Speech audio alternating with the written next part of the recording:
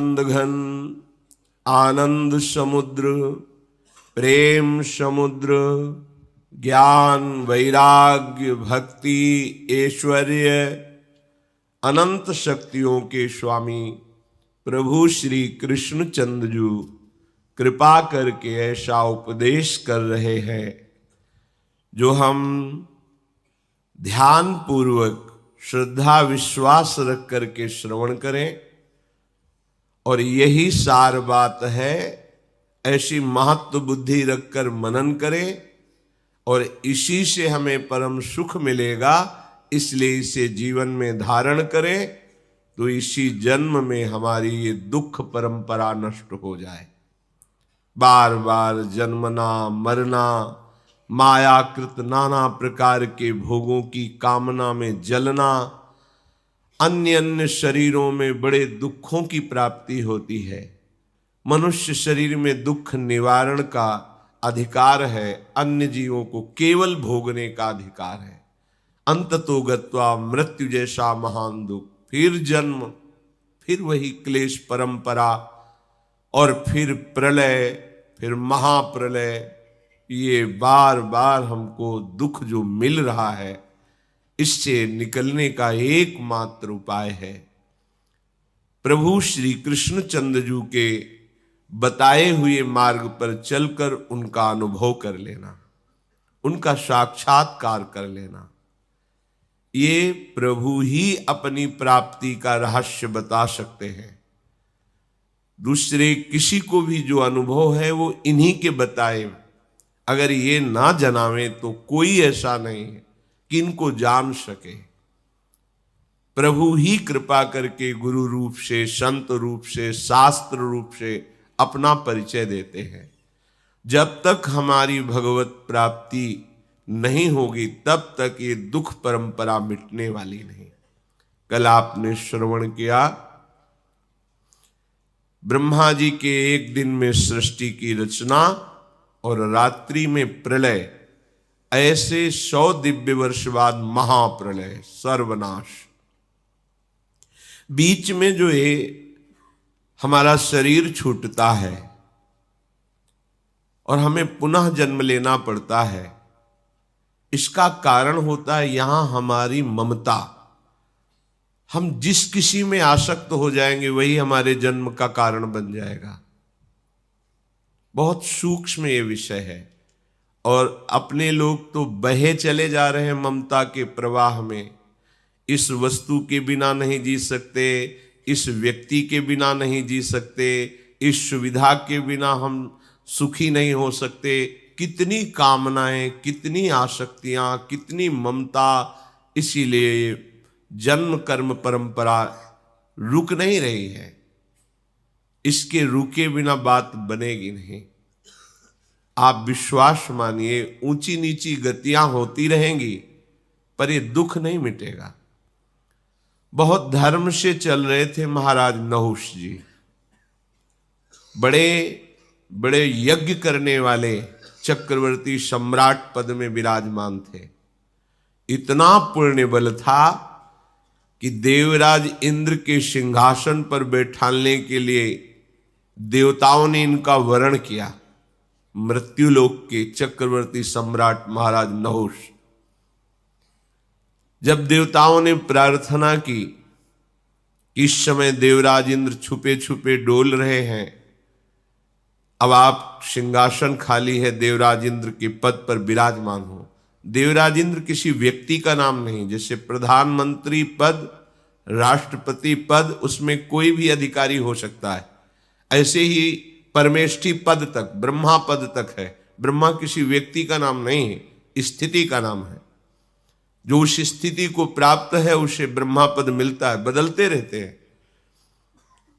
देवराज इंद्र के पद में जब बैठने का प्रस्ताव रखा गया तो महाराज नहुष ने कहा, आप तो सब दिव्य शक्ति संपन्न देवता हैं, हम मनुष्य शरीरधारी आप पर कैसे शासन कर सकते हैं? आपके सामने खड़े होने की भी सामर्थ्य मेरे में नहीं। तो सब देवताओं ने ये सामर्थ्य दी कि तुम्हारे सामने जो भी आएगा उसकी आधी शक्ति आप में आ जाएगी। तो आप पुण्यात्मा हैं, और सब देवताओं की आदि शक्ति आप में, तो आप महान शक्तिशाली, आप किसी भी देवता पर शासन कर सकते हैं। उनको त्रिभुवनपति देवराज इंद्र के पद पर बैठाला गया। जब देवराज इंद्र के पद में बैठे तो ये नशा होता है, प्रमाद स्थिति छा जाती है। अगर गुरु कृपा ना हो तो कोई भी पद मिले तो ये प्रभुता पाहि जाहि मद नाही, को नर अस जन्मा जग माही, प्रभुता पाहि जाहि मद नाही। कोई बिरला ऐसा भगवत कृपा पात्र होता है कि कोई पदवी मिले, ऐश्वर्य मिले और उसे अहंकार ना हो जाए। अब त्रिभुवनपति देवता जिसके आगे हाथ जोड़े खड़े, ब्रह्म ऋषि जिसके आगे हाथ जोड़े खड़े, वो पद है त्रिभुवनपति देवराज इंद्र पद। उसमें बैठे तो मद जागृत हुआ। जो जगत पूज्या सची माता देवराज इंद्र की प्रिया, अब इन्होंने आदेश किया कि जब देवराज इंद्र पद पर हम बैठे हैं तो उनकी पत्नी हमारी सेवा में आनी चाहिए। बड़ा गलत, वो तो जगत पूज्या है, देवताओं के द्वारा भी वंदनीय है, ऐसी निकृष्ट बुद्धि कैसे आ गई? और ये बड़े सुलझे हुए, ऐसे देवराज इंद्र पद पर थोड़ी बैठाल दिया गया था, पर अहम, ये बहुत विचित्र है। अहंकार बड़ी ऊंचाई से भ्रष्ट कर देता है। सूचना पहुंचाई, आप हमारी सेवा में उपस्थित हो, देवराज इंद्र पद पर मैं बैठा हुआ हूं। घबरा गई, ये तो हमारे साथ अधर्माचरण होगा। भगवान बृहस्पति जी देवताओं के गुरु हैं, भारी से भारी समस्या का समाधान गुरु चरणों में सहज में हो जाता है। स्मरण किया, स्मरण मात्र से गुरुदेव उपस्थित हो गए। गुरुदेव, ये ऐसा प्रस्ताव भेजा गया है और वो पद पे है, अगर हम ना कहते हैं तो जबरदस्ती वो हमें मंगवा लेगा, आप उपाय बताइए। उनको बिल्कुल डरने की जरूरत नहीं। उससे बोलो, सप्त ऋषियों को पालकी में जोत कर उनकी पालकी में तू बैठ कर आ, मैं तेरा स्वागत करूंगी। सूचना भेजवा दी, प्रस्ताव स्वीकार है, सप्त ऋषियों की पालकी में बैठ के आ। उसको क्या हो, तो देवराज पद पर थे, ये भूल गए कि ये जगत बंदनी ब्रह्म ऋषि जन जिनकी चरण धूलि माथे पे रखनी चाहिए, उनको पालकी में जोतते ही सारे सुकृत नष्ट हो जाएंगे। बुद्धि भ्रष्ट हो जाती है जब अहंकार का राज्य होता है। सबने ये निश्चय किया ऋषियों ने कि आज तक किसी इंद्र ने ऐसा नहीं किया जैसा ये कर रहा है, और इसको देवताओं का वरदान है, जो भी ऋषि मुनि देवता सामने जाएगा उसकी आधी शक्ति इसको प्राप्त हो जाएगी। इसकी दृष्टि ना पड़े और फिर इस पर श्राप लागू किया जाए तो हो सकता है, दृष्टि पड़ गई तो ये श्राप लागू नहीं होगा। तो जटाओं में सूक्ष्म रूप रख करके जो आगे ऋषि थे महर्षि दुर्वासा बैठ गए। सूक्ष्म ऋषियों में सामर्थ होती। अब इनके अंदर प्रबल उत्साह इंद्राणी से मिलने का, तो उनका सर्प सांस्कृतिक शब्द है जिससे तेज चलो, तेज चलो। अब ऋषि अपनी रफ्तार से चल ही रहे थे, लात मारा आगे की ऋषि में, चलो रफ्तार से चलो। तो जटाओं में बैठे ही ऋषि ने शाप दे दिया, अरे धूर्त, आज तक किसी ने ऐसा नहीं किया जैसा तू कर रहा है इंद्र पद पर बैठकर। जा, सर्प सर्प बोलता है, सर्प योनि को प्राप्त हो। तत्काल उसी क्षण पालकी से गिरे और मृत्यु लोक में आकर देखा भयानक अजगर रूप में अपने को। महाराज युधिष्ठिर जी की कृपा से फिर उनका, तो इस लोक या परलोक किसी भी लोक में जब तक भोगों से संबंध है, विषयों से आसक्ति है, दुर्गति से बच नहीं सकते।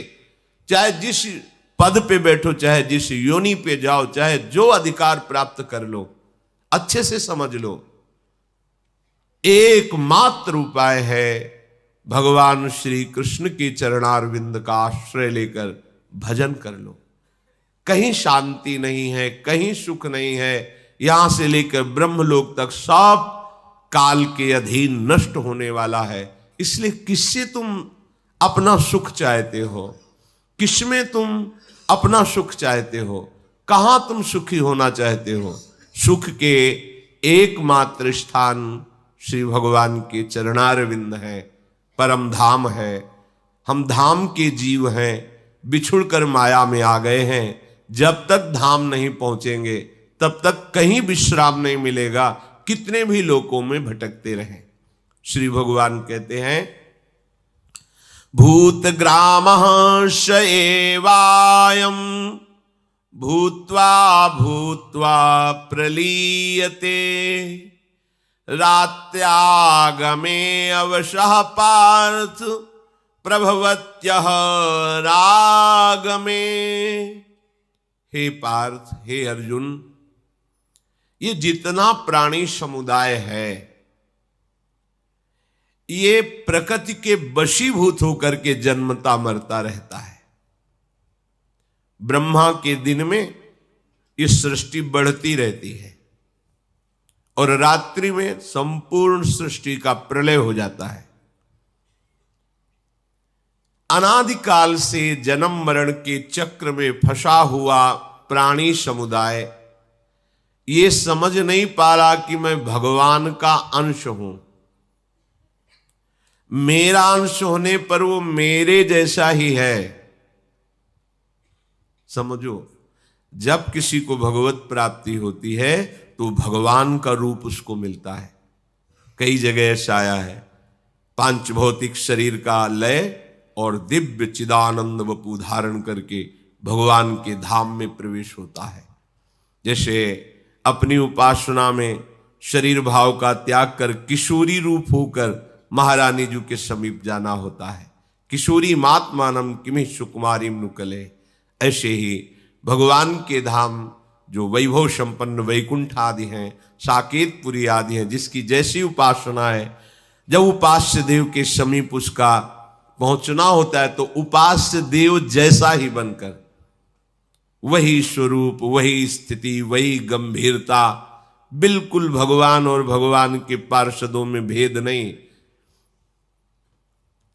पर ये ऐसा होने पर भी ये जिस जिस वस्तु से, शरीरों से अपनापन कर लेता है वही इसकी दुर्गति का कारण बन जाती है मेरा अंश, मेरा स्वरूप ही है, पर इसने संबंध बना लिया है। ये जो मोक्षाभिलाषी परमहंस जन है, इस संबंध ही तो मिटा देते हैं।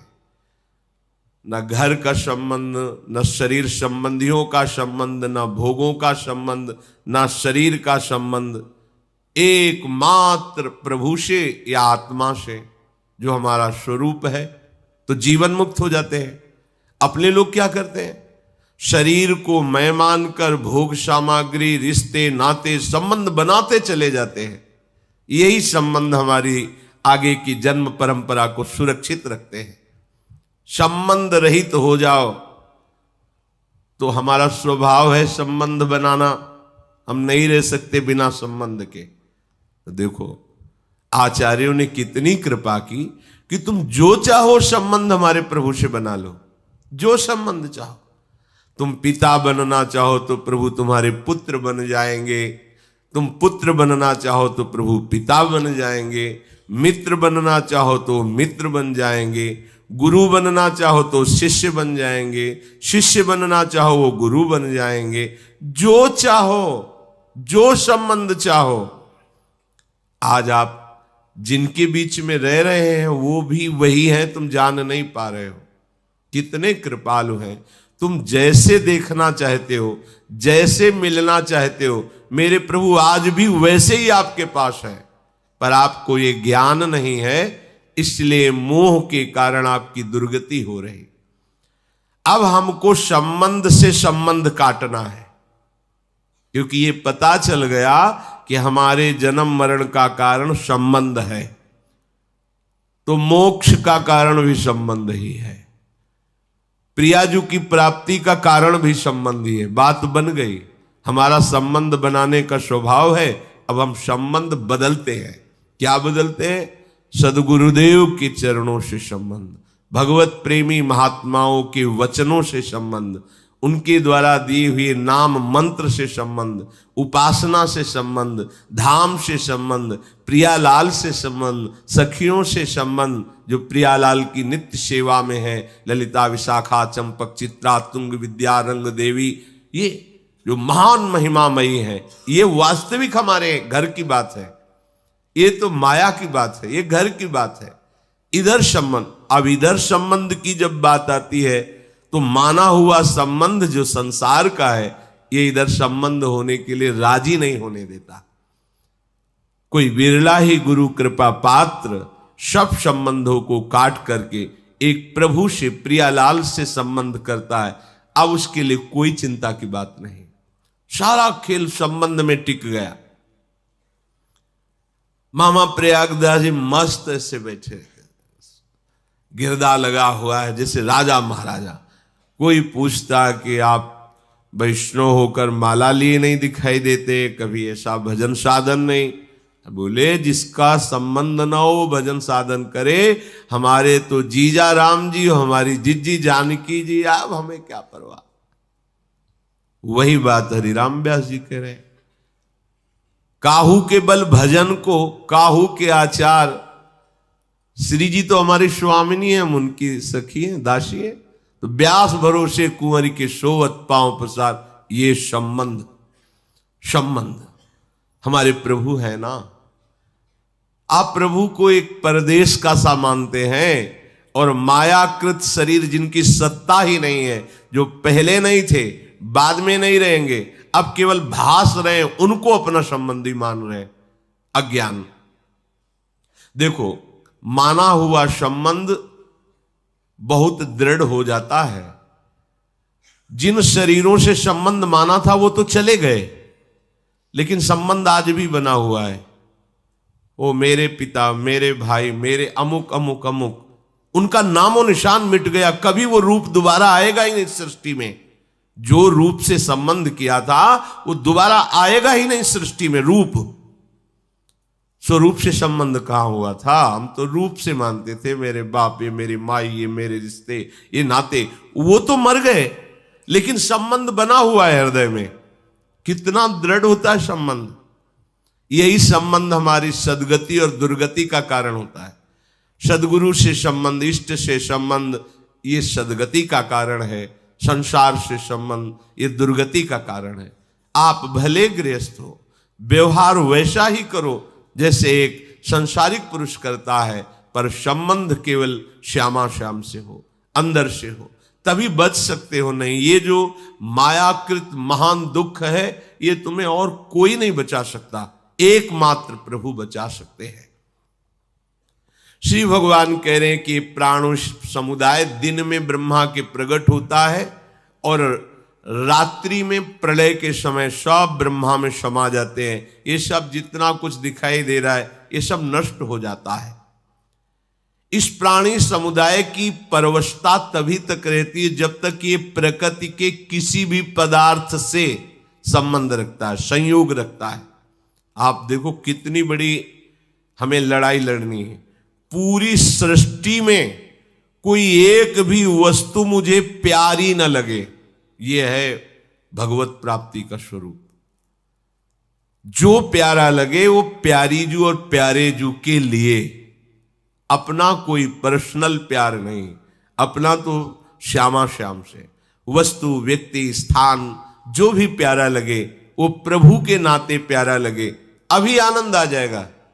पर ये बात समझ में नहीं आती। मन मलिन है, बुद्धि मलिन है, तो सुन तो लिया, पर आप विचरोगे संबंध में ही, संयोग सुख में ही विचरोगे। वस्तु के संयोग सुख, व्यक्ति के संयोग सुख, स्थान के संयोग सुख, ये इसी में हमारा विचरण होता है। जैसे मकड़ी जाला फैलाकर उसी में खेलती है, ऐसे ये माया जाल फैला करके खेलती है, हमारे हृदय में जाल फैलाती है। ये जाल दो धागों से बंधा हुआ है, एक है राग, एक द्वेष। आप देखो, चुपचाप शांत होकर देखो, जो कोई स्फुरणा होगी, जिस वस्तु व्यक्ति स्थान से तुम्हारा राग होगा, राग माने प्रिय, अनुकूलता, उसका चिंतन होगा, या जिससे द्वेष है उसका चिंतन होगा। दूसरा चिंतन नहीं हो सकता। और भक्ति का स्वरूप इन दोनों चिंतन को मिटाकर केवल भगवान का चिंतन, केवल प्रियालाल का चिंतन।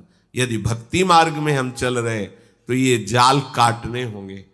रागात्मक चिंतन, द्वेषात्मक चिंतन, इनको मिटा करके हमें प्रियालाल का चिंतन करना होगा। ये पदार्थों से सुख लेने की भावना ही माया है। शरीरों से सुख लेने की वृत्ति ही माया है। नाम जप करते हुए, गाढ़ चिंतन करते हुए किसी भी विषय का सेवन करो, अगर इतना भी सुख मिल जाए तो बताना, आपको उस सुख ना होने पर भी जो सुख भासता है वो तुम्हारे चिंतन के कारण भासता है। चिंतन न करो, फिर कोई भी सुख आ जाए, फिर देखो उसमें है ही नहीं सुख, वास्तविक अनुभव होगा कि है ही नहीं। आप जब एकांत में गाढ़ चिंतन करते हैं और उसमें तदात्म होते हैं, फिर उसे स्वीकार करते हैं, तो वो सुखमय लगता है। जैसे कोई भोजन पहले आपने देखा, अमुक अमुक अमुक पदार्थ, हाँ बहुत स्वादिष्ट, अब वो पदार्थ चाहिए, और जब आप उसे पाएंगे तो आपको सुखद लगेगा, क्योंकि आपका चिंतन हुआ है। अगर चिंतन विषय का ना हो और भगवत चिंतन में हो तो कोई भी विषय सुखमय नहीं है, आपको अनुभव हो जाएगा। पर विषय का प्रभाव होता है कि वो भगवत चिंतन पहले छुड़ाएगा, अपना चिंतन कराएगा, तभी आप फंसे हुए हैं। इसीलिए कहा गया है अखंड भजन करो निरंतर। ये विषय चिंतन ही ना होने पावे, विषय क्रिया नहीं फंसाती, ध्यान देना, विषय क्रिया नहीं फंसाती, विषय चिंतन फंसाता है। चिंतन, अगर आपका चिंतन प्रभु का चल रहा है तो कोई भी विषय इतनी ताकत नहीं रखता कि आपको सुख दे सके, क्योंकि इसमें सुख है ही नहीं। तो कैसा? बोले बांध बमन के समान घृणास्पद विषय हो जाते हैं, मलवत विष्ठा के समान त्याज्य हो जाते हैं, पर अपने को तो अमृत के समान लगते हैं, क्योंकि आप चिंतन करते हैं। इसलिए भगवत चिंतन को रोककर विषय चिंतन करते हैं, फिर विषय सेवन करते हैं, इसलिए आपको सुखद लगता है, सुख नहीं है। ये संयोग सुख की इच्छा तुम्हें पराधीन बना देगी, और बनाए हुए संयोग, किसी भी विषय के, व्यक्ति के, स्थान के संयोग से जो सुख मिलता है वो तुम्हें अपने अधीन कर रहा है, तुम जान नहीं पा रहे हो। अब इस अधीनता को, पराधीनता को कैसे छोड़ें? तो जैसे संबंध से संबंध को मिटाते हैं, ऐसे पराधीनता से पराधीनता को मिटाते हैं। श्री सद्गुरुदेव की अधीनता, शास्त्र की अधीनता, ये माया की अधीनता से मुक्त कर देता है। जो सद्गुरुदेव शास्त्र के अधीन नहीं है, वो माया के अधीन होकर सोचता है मैं स्वतंत्र हूं, जो चाहूं कर सकता हूं, जो चाहूं भोग सकता हूं। नहीं, तुम स्वतंत्र नहीं हो। स्वतंत्र तो तब होगे जब तुम्हें भगवत प्राप्ति हो जाएगी। जिस समय आप प्रभु की अधीनता, गुरु की अधीनता स्वीकार करते हैं, तो जो प्रकृति तुम्हें अधीन कर रही थी, उस प्रकृति को अपने अधीन रखने वाला प्रभु तुम्हारे अधीन हो जाएगा। अहम भक्त पराधीनो असुतंत्र इव द्विज, दुर्वासा जी से कह रहे श्री भगवान।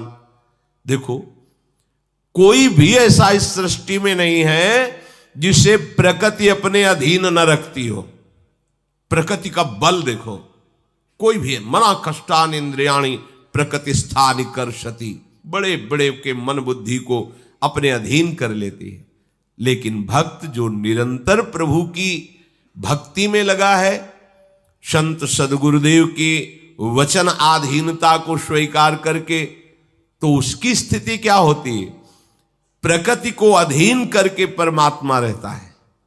प्रकृति समस्त चराचर जीव को अधीन किए हुए है, उस परमात्मा को भक्ति अधीन कर लेती है, और वो स्वयं स्वीकार करते अहम भक्त पराधीन।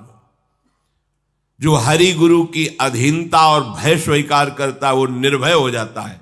अभय होए जो तुम्हें डराई। जो अपने गुरुदेव से डरता है, प्रभु से डरता है कि कहीं ऐसी कोई गलती ना हो जाए जो इनके नेत्र हमारी तरफ से हट जाएं, नहीं, इससे बड़ा घाटा त्रिभुवन में कोई नहीं होगा।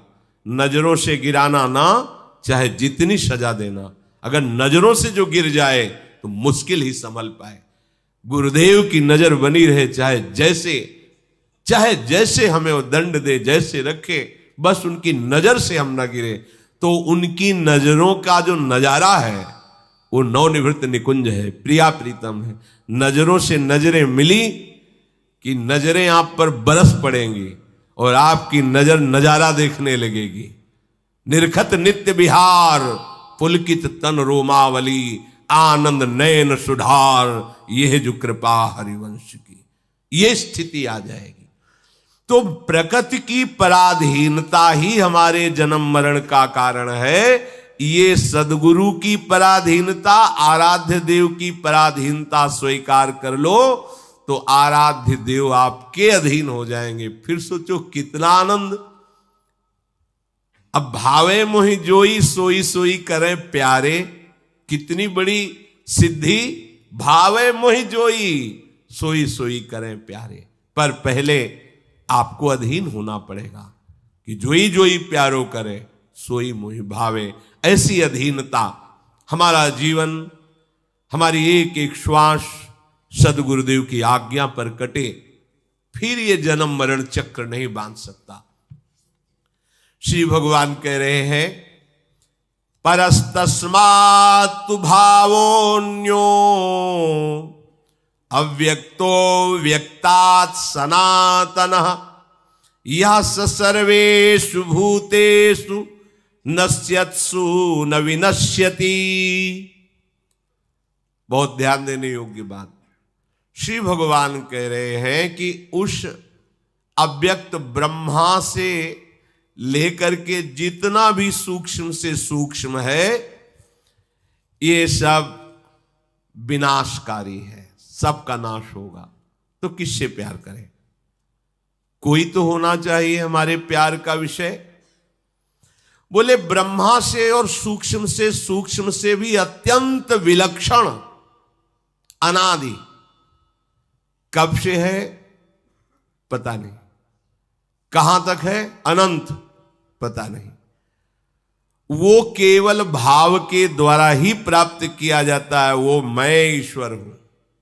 संपूर्ण प्राणियों के, ब्रह्मा के भी नष्ट होने पर भी जो नष्ट नहीं होता वो मैं और मेरा धाम है।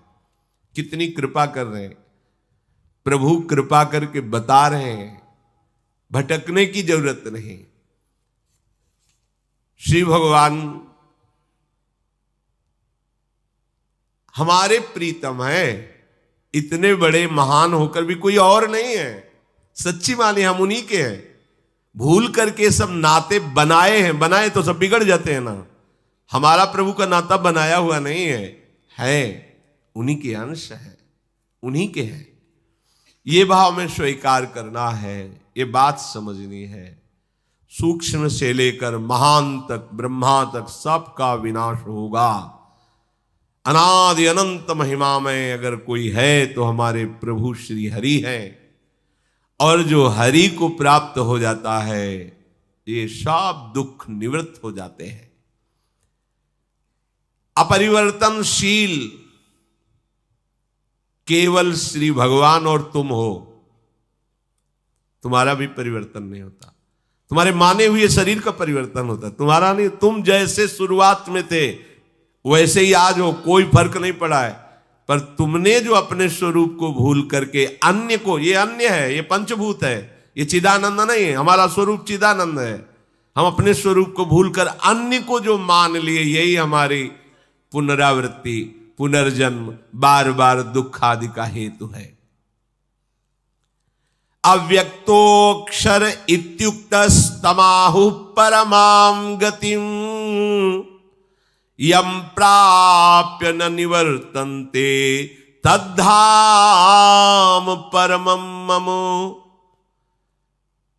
वो जो अव्यक्त है, अक्षर है, जिसका कभी नाश नहीं होता है, वही सबसे परम गति है। वो परम गति मैं हूं। बड़े कृपालु हैं, इसमें प्रभु की कृपा झलकती है। जैसे कोई कहता है भगवत प्राप्ति का क्या उपाय है, ये उपाय है, और कोई कहता है कि आपके सिवा तो हम और कुछ जानते ही नहीं, मेरी भगवत प्राप्ति कैसे होगी। तो बस तू अपना मन मेरे में लगा दे, मेरा चिंतन कर, मेरे को प्रणाम कर, मेरी पूजा कर, मेरा नमस्कार कर, बस मैं आम तो आम सर्व पापेभ्यो, बस समस्त पापों से मैं तुम्हें मुक्त कर दूंगा। यतेषाम हम समुद्धरता, ऐसे को मैं स्वयं कल्याण। अब ये बहुत प्रिय बात है, ये दूसरों से नहीं कही जा सकती। बोले लो, कह रहे मुझे प्रणाम करो, मेरी पूजा करो, मेरे में मन लगा दो, तुम्हारा कल्याण हो जाएगा। कैसे अपनी पूजा के लिए लालायित है ये उसी से कहा जाता है जो बहुत प्रियजन होता है। ये भगवान बड़ी प्रियता करके अपने को समझा रहे कि तिनके से लेकर ब्रह्मा तक नाश को प्राप्त होगा, बार बार तुम्हारा जन्म मरण होता रहेगा। एक बार तुम अपने संबंध की स्मृति जागृत करो, मैं तुम्हारा हूं, मैं अनादि हूं, मैं अनंत हूं, मैं ईश्वरों का ईश्वर हूं, मैं परम गति हूं। अर्थात मेरे को प्राप्त होने के बाद कुछ प्राप्त करना बाकी नहीं, आखिरी बात है। जिसको प्राप्त होने पर जीव फिर लौटकर संसार में नहीं आता, वो मैं और मेरा परम धाम है। निवर्तन्ते तद्धाम परमम मम यम प्राप्यम न।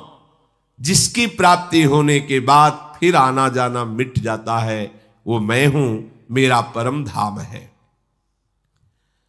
जन्म मरण का चक्र मिट जाएगा, भगवान की बात समझ लो। एकमात्र उपाय सर्व सुख प्राप्त करने का, जन्म मरण से मुक्त होने का भगवान स्वयं वर्णन कर रहे हैं कि मैं हूं, मेरा धाम है। देखो कितनी कृपा है, अपने को बिना मांगे मिल गया। धाम का आश्रय, धाम का वास और प्रभु की उपासना, कितनी कृपा है। जबरदस्ती हमको सत्संग सुनाया जा रहा है, जबरदस्ती नाम कीर्तन करने को मिल रहा है। नहीं, मन से पूछो राजी है क्या, ये तो बेईमान विषयों में राजी होता है। कितनी कृपा है लाडिले की कि हमें घेर करके अपनी तरफ ला रहे हैं। ए तू जा नहीं सकता कहीं, मेरी तरफ ही बढ़। ये उनका प्यार, उनका दुलार अगर अब भी तुम्हारा हृदय उनके प्रति समर्पित नहीं हो रहा तो बहुत ही मलिन है। पुरुषः स परः पार्थ भक्त्या लभ्यस्त्वनन्यया यस्यान्तः स्थानि भूतानि येन सर्वमिदं ततम्। हे पृथानंदन अर्जुन, ये संपूर्ण प्राणी जिनके अंतर्गत हैं, जिसमें हैं, संपूर्ण संसार को जो व्याप्त किए हुए है, वह परम पुरुष परमात्मा केवल अनन्य भक्ति के द्वारा प्राप्त किया जा सकता है। भक्त्या लभस्त्वनन्या। देखो भगवान बता रहे, तिनके से लेकर ब्रह्मलोक तक ये सब नष्ट होगा। अनादि अनंत मैं हूं, मेरा आश्रय लेकर भजन करोगे तो मेरे धाम में सदा सदा के लिए तुम्हें वास मिल जाएगा। यम प्राप्य न निवर्तन्ते तद्धाम परमम मम, जहां जाने के बाद लौटना नहीं होता। ऐसे परम पुरुष को कैसे प्राप्त किया जाए, ऐसे परम धाम को कैसे प्राप्त किया जाए, तो श्री भगवान कह रहे हैं पार्थ भक्त्या लभस्त्वनन्यया, केवल अनन्य भक्ति के द्वारा। जो अन्य साधन है, हठ योग, लय योग, अष्टांग योग, बहुत सी साधन पद्धतियां शास्त्रों में हैं, ये सब अलग मार्ग है। और भक्ति का शुद्ध सिद्ध सुरक्षित, शुद्ध सिद्ध सुरक्षित, आंख मूंद के दौड़ने पर भी गिरोगे नहीं, क्योंकि भगवान ऐसे लेके चलते हैं। करो सदा तिनके रखवारी, जिम बालक राखे महतारी। अनन्य भाव से भगवान का भजन करना, आश्रित होना।